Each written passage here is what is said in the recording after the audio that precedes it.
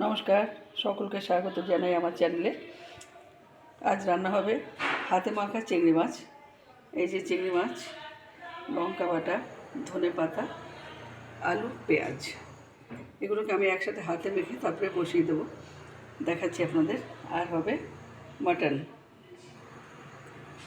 সব রেডি করে নিলাম, এখন আমি হাতে মাখার পর আমি দেখাচ্ছি।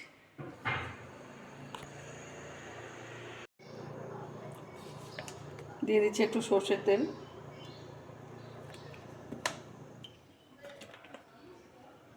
এবারে মাছ আর এগুলো সমস্ত কিছু একসাথে এর সাথে মাখবো। আমি মাখার পর দেখাচ্ছি।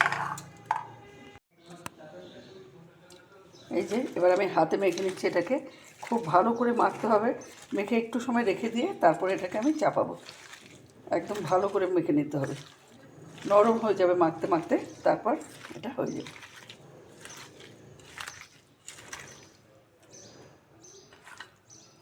বেশ কিছুক্ষণ মাখবো আমি, মেখে তারপর একটু ঢেকে রাখবো। এই যে বসিয়ে দিলাম আমি হাতে মাখা চিংড়ি মাছটাকে। এটা হোক এবার উনুন জ্বালিয়ে এটা চাপিয়ে দিচ্ছি কড়াইতে। এবার ঢাকা দিয়ে দেবো। এটা আস্তে আস্তে মজে মজে হবে, তো কোনো জল দেওয়া হবে না।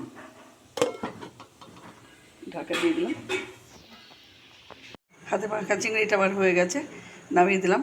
শেয়ার করলাম আপনাদের সাথে। মাটনটা আমি বিকেলবেলা করবো, তাই আর এখন করলাম না বিকেলেই রেকর্ডিং করে পরে দেবো ওটাকে। তো চিংড়ি মাছটাকে দিয়ে দিলাম, শেয়ার করুন আপনাদের সাথে। যদি ভালো লাগে একটা লাইক, শেয়ার, কমেন্ট করে আমার পাশে থাকবেন। আর যদি নতুন বন্ধু হন প্লিজ একটা সাবস্ক্রাইব করবেন। ধন্যবাদ, রাখছি। দেখা হচ্ছে পরের ভিডিওতে।